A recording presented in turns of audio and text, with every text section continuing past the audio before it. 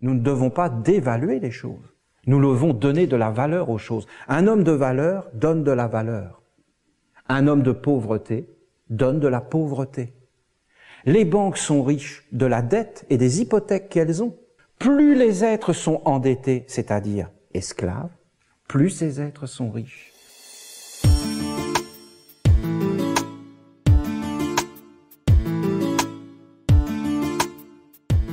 Je vous offre mon bonjour. Soyez les bienvenus, que votre journée soit belle. Aujourd'hui, je vais vous dire quelques mots sur l'argent. Vous voyez, l'argent, c'est quelque chose qui est apparu au milieu des hommes, alors que les hommes ont quitté la mer, la terre, pour aller vers le Père. Les hommes ont quitté la mer, c'est-à-dire de vivre avec la nature, de vivre ensemble dans la nature, dans une vie simple, en vivant sans se poser de questions, mais en étant dans une totale harmonie avec la mer et en vivant totalement avec elle, avec les animaux, avec les plantes, avec eux-mêmes, en famille, en tribu, en communauté, ensemble, en connaissant tous les secrets de la mer, mais l'argent n'était pas présent. Il n'y avait pas d'argent. Quand les hommes vivent avec la mer, il n'y a pas d'argent, parce que la mer s'occupe d'eux et ils vivent en harmonie avec elle. À partir du moment où les hommes commencent à quitter la mer, à quitter la terre, alors est apparu l'argent. L'argent est apparu à partir du moment où l'homme a quitté la nature. D'ailleurs, même dans la vie, l'enfant ne vit pas en vérité avec l'argent. L'argent commence à apparaître comme une préoccupation quand l'enfant quitte ses parents pour faire sa vie dans le monde. L'argent, à la base, était quelque chose de positif, dans le sens que c'était un ange. Vous savez que pour nous, les Esséniens, nous considérons que derrière toute chose, il y a un être, une âme, une intelligence et un monde supérieur. Ce qui a apparu à travers l'argent, c'était un principe qui était le fondement de l'échange et de la richesse et de l'enrichissement et du partage. Un homme avait des bœufs et il voulait faire un grand voyage, il lui fallait pour cela un cheval. Donc il disait, je vais échanger un bœuf contre un cheval. Mais les autres hommes disaient, un cheval vaut 2 bœufs. Moi j'ai un cheval, ça vaut 2 bœufs, mais je n'ai pas besoin de bœufs. Par contre, si tu me donnes 3 ânes, je te donne mon cheval. Alors il fallait qu'il trouve combien vaut 3 ânes en bœuf, et il fallait qu'il trouve quelqu'un qui avait 3 ânes qui voulait échanger avec des bœufs, pour aller échanger ces 3 ânes avec un cheval. Est-ce que vous vous imaginez la complexité de cette loi des échanges? Alors les hommes ont inventé un échange universel, un langage universel qui était l'argent. Et l'argent donnait une valeur aux choses. Un cheval vaut tant, un bœuf vaut tant, un âne vaut tant, le blé vaut tant. Et tout s'est mis à valoir quelque chose. Et c'était un enrichissement. Et comme apparut quelque chose qui n'existait pas avant, parce que les êtres ont commencé à avoir une valeur. Bien sûr que c'est dangereux. Bien sûr que c'est dangereux. Et d'ailleurs, si on regarde bien, cet ange de l'argent, il a chuté. Il s'est effondré. C'est devenu un ange malade. Tellement malade qu'aujourd'hui, si on parle d'argent, c'est dangereux. Et même si on veut aller vers ce sens de l'argent, bien souvent, c'est comme toucher des endroits du corps de l'homme où l'homme a mal. Et alors il va se mettre à crier. Et on ne pourra même pas en parler. C'est même d'une difficulté extrême d'arriver à parler de l'argent d'une façon pure. Tellement cet ange est malade que les hommes ont du mal même à s'approcher de cet ange d'une façon en disant des paroles vraies et justes. C'est très difficile, car tout est embrouillé quand on parle de l'argent. Je vous dis qu'à la base, l'argent était quelque chose de pur, comme des échanges où tout le monde était dans la richesse, où tout le monde était dans l'abondance, où il y avait l'abondance sur la terre. L'argent était pour nous faciliter la vie, et même l'argent était fait pour nous emmener vers le Père. Pourquoi il y a eu l'argent? Parce que nous avons quitté notre mère pour aller vers la grandeur, vers le Père, vers les mystères, et pour avoir les moyens d'aller vers le Père. Mais si on a oublié le pourquoi, alors on se perd en chemin. Qui donne l'argent? C'est-à-dire la richesse, la splendeur, la grandeur. Ce sont les dieux. Ce sont les dieux qui donnent l'argent, qui donnent la richesse, la splendeur, la grandeur, la réussite. Et les anciens le savaient. Et ils étaient beaucoup plus proches de la vérité que nous, parce que à cette époque-là, l'argent n'avait pas chuté. Parce que l'argent a chuté en même temps que la royauté et que la religion a chuté. Car on ne peut pas séparer l'argent de la religion. Quoi, qu'est-ce que tu racontes, Olivier? L'argent n'a rien à voir avec la religion. Mais non, l'argent a tout à voir avec la religion. Parce que l'argent, c'était les dieux qui l'a donné et personne d'autre. Alors, si tu voulais avoir l'argent, voilà comment il fallait faire. Il fallait cultiver du blé, faire quelque chose, travailler, et après, tu devais aller donner une partie de ce que tu avais cultivé dans les temples, pour que les prêtres vivent de ce que tu leur donnes et apportent sur toi la bénédiction des dieux. Alors, tu avais une plus grande fortune dans ta vie. C'est-à-dire, tu donnais 1 kilo de blé, tu recevais 3 kilos de blé. Mais comment tu le recevais? Mais tu le recevais parce que tu avais la bénédiction d'un monde supérieur. Alors quand les hommes avaient le même Dieu, ils devenaient des frères. Ils commençaient à s'entraider parce que c'était par le haut que tout était construit. Et les hommes avaient une conscience élargie d'un grand respect, le respect des dieux. Alors, il y avait un ciel au-dessus de leur tête. Et les récoltes étaient abondantes, la vie était abondante, les familles étaient protégées, tout était protégé par l'existence des dieux. Parce que les hommes allaient vers le Père. Ils avaient la conscience de ce qu'est la vie sur la terre.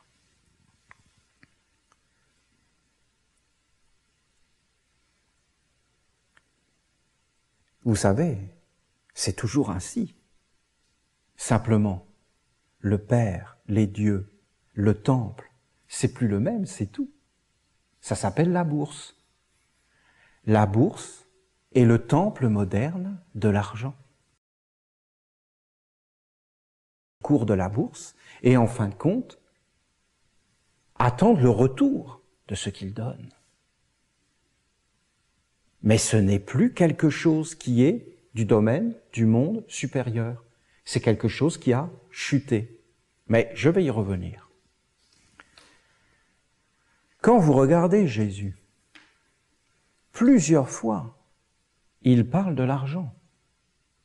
Il dit notamment des choses qui peuvent paraître surprenantes. Nul ne peut servir Dieu et l'argent. Est-ce que l'argent est négatif? C'est la première idée qu'on en a. Mais l'argent appartient aux dieux. Et c'est les dieux qui le donnent. C'est ça qu'il veut dire. Et si tu sépares Dieu et l'argent, alors le mal arrive. Mais si tu reconnais que l'argent vient de Dieu et qu'il doit retourner à Dieu et qu'il t'est prêté et que tu dois le faire fructifier pour le bien de tous, alors tu es dans la vérité. Tu dois recevoir et tu dois donner. Et en donnant, tu fais fructifier. L'argent doit circuler un maximum. Beaucoup de gens doivent recevoir de l'argent très rapidement. Plus l'argent circule, plus on est riche.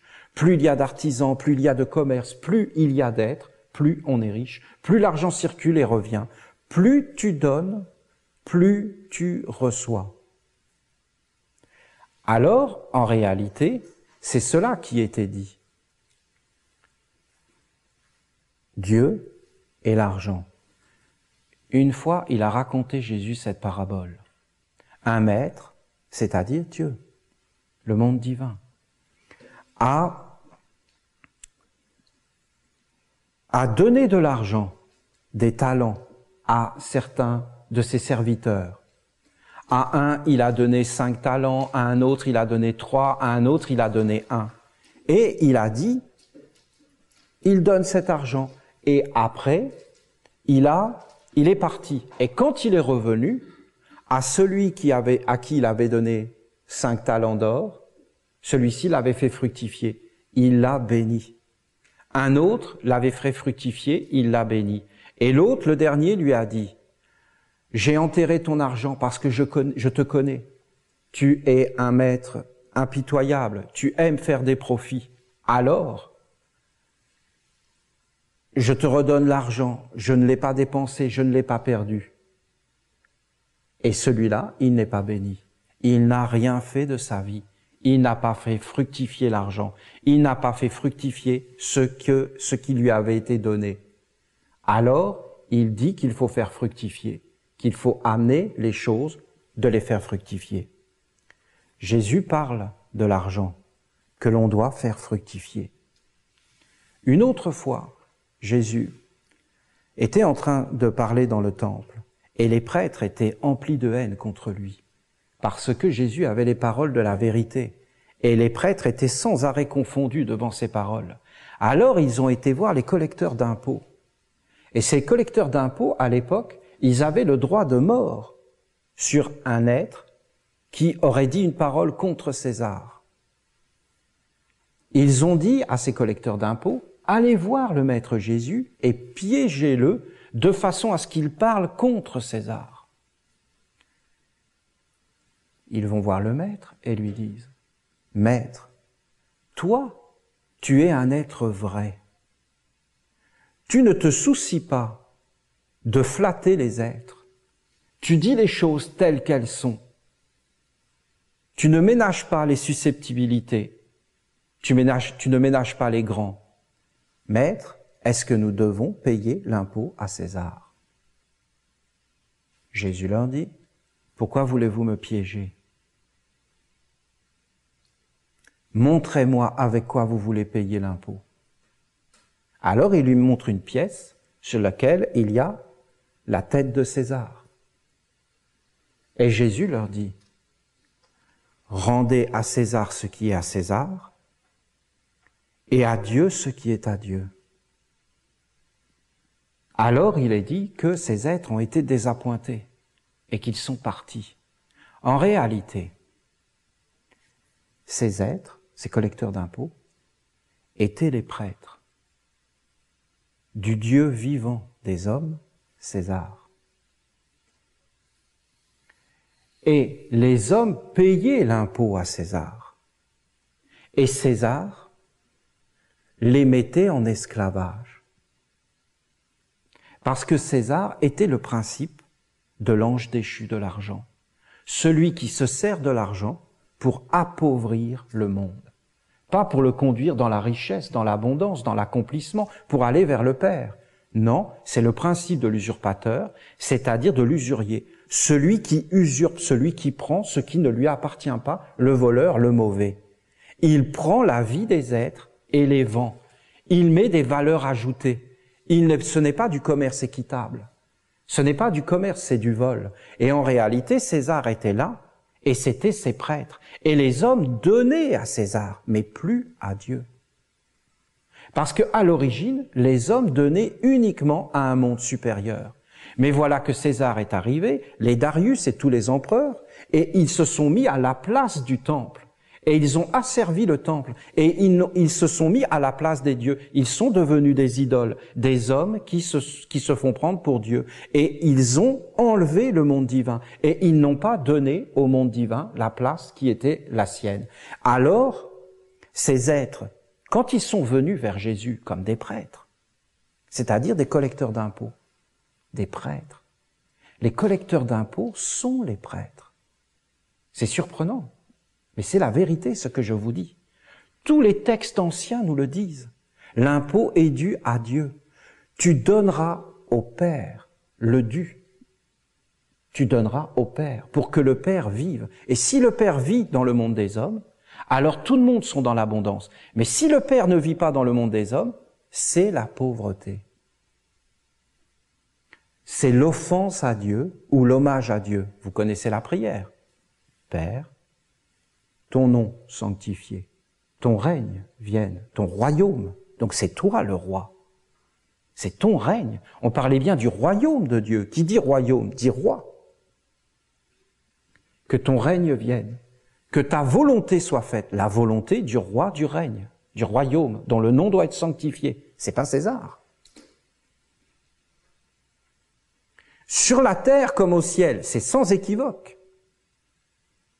C'est dans les deux mondes. C'est pas que au ciel, c'est aussi sur la terre. Dans la réalité de notre vie quotidienne, de nos impôts, de notre argent, de nos finances, de ce que l'on fait avec l'argent, de ce que l'on fait avec nos vies. À qui on donne l'argent, à qui on donne nos vies. Donne le pain, c'est-à-dire la richesse, tous les besoins pour vivre sur la terre. Pardonne l'offense. L'offense, c'est de détourner.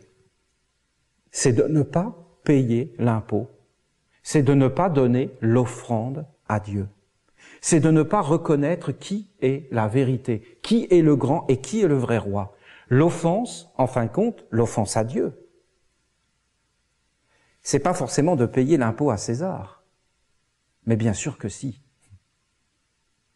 Vous comprenez? C'est une offense à Dieu. Si c'est une offense à Dieu, ça veut dire que c'est le malheur qui va s'abattre sur l'humanité.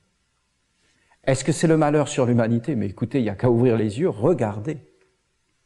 Et regardez notre économie. Et à qui gère nos vies et notre économie? Ces êtres qui sont venus, qu'est-ce qu'ils espéraient au fond d'eux? Ils se sont dit, voilà toi Jésus, nous entendons tes paroles, nous comprenons qu'en réalité, tu es un fils de Dieu. Et nous savons que César n'est pas Dieu. Alors toi qui as la sagesse, dis-nous, est-ce que nous devons payer l'impôt à César? Comment nous pouvons faire? Et Jésus, en réalité, les a illuminés. Parce que Jésus était un guide, un enseignant de la lumière, un sage, un fils de Dieu. Il a le langage du monde divin. Ces êtres étaient des rêveurs. Ils pensaient que Dieu allait les sauver, que Dieu était pardon et amour, alors que Jésus les a condamnés éternellement en leur disant « Rendez à César ce qui est à César et à Dieu ce qui est à Dieu. » Mais vous avez mis quoi là? Vous avez mis le sceau de César. Maintenant, ça appartient à César, mais pas cet argent. Vos vies tout entières. Vous êtes des prêtres et des adorateurs de César. Vous appartenez à César et pas au royaume de mon Père. Vous avez créé deux mondes, le monde du Père et le monde de César. Maintenant, vous vivrez dans le monde que vous avez créé. Et il n'y aura pas d'autre monde pour vous. C'est pour ça qu'il est marqué dans les évangiles qu'ils sont partis tout en étant dépités. Ils étaient étonnés de ce qu'il avait dit. Parce que maintenant, ils n'avaient plus de liberté. Parce que la vérité est ce qui est. Elle t'enlève les illusions. Même les illusions de liberté. C'est-à-dire les fausses croyances. Les croyances illusoires. Qui fait que les hommes pensent qu'ils sont bons et qu'ils sont justes alors qu'ils font n'importe quoi de leur vie.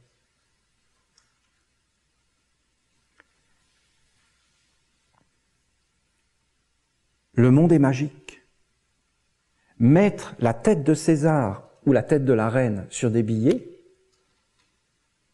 c'est tamponner. Ça veut dire que c'est ça le Dieu. L'homme doit être conscient. L'homme donne sa vie bien souvent pour ses sceaux et pour ses choses. Et il va dans ce sens-là. Tu dois donner à Dieu ce qui est à Dieu. Dans ma vie, j'ai vécu une expérience qui m'a éclairé. Je peux vous citer les évangiles. Lisez les évangiles à la lumière de ce que je viens de vous dire. Vous allez en comprendre des choses. Ne te soucie pas du soir au matin, de ce que tu vas manger, de quoi tu vas être habillé. Cherche le royaume de Dieu et tout le reste sera donné par surcroît. Tu connaîtras la vraie richesse, le commerce équitable, la vie digne et belle, honnête, d'être vraiment, et pas ce ramassis de voleurs qui font que plus rien n'a de valeur. Qu'est-ce que vaut un cheval? Qu'est-ce que vaut une vache? Combien coûte la terre? Combien coûte Dieu? Est-ce que Dieu a un prix? Alors il est le trésor des trésors. Il est ce qui doit être honoré au-dessus de tout. Pourquoi? Il est le bien commun. Il est le ciel au-dessus de nos têtes. Il est nos familles et nos enfants. Il est notre nourriture. Il est tout ce qui vit. Il est la bénédiction pour tout. Mais nous ne devons pas l'offenser. C'est-à-dire, nous ne devons pas dévaluer les choses. Nous devons donner de la valeur aux choses. Un homme de valeur donne de la valeur. Un homme de pauvreté donne de la pauvreté. Le monde est devenu pauvre. Parce que, en réalité, c'est un endettement. L'Amérique, super endettée, le Canada, super endetté, l'Europe, super endettée, tous les pays endettés. Les banques sont riches de la dette et des hypothèques qu'elles ont. Elles ne sont pas riches de la vérité, elles sont riches des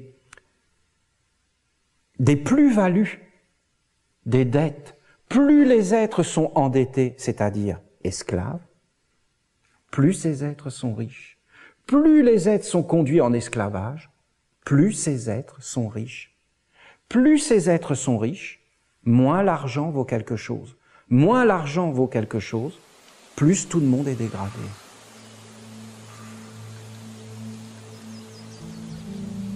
De Thoth, Trismégiste, à son fils, Tat. Entretien secret sur la montagne, concernant la régénération et la règle du silence. Tat. Dans l'enseignement général, ô Père, tu t'es exprimé à travers les énigmes, de façon voilée, sans répandre de lumière directe sur la nature de l'activité de Dieu. Tu ne m'as pas transmis la révélation sous prétexte que personne ne peut être sauvé avant la régénération. Mais lorsque je me fus fait ton suppliant, durant la descente de la montagne, après ta conversation avec moi, alors que je t'interrogeais sur l'enseignement de la régénération, car c'est le seul point que j'ignore, c'est alors que tu as promis de me transmettre quand je serai prêt.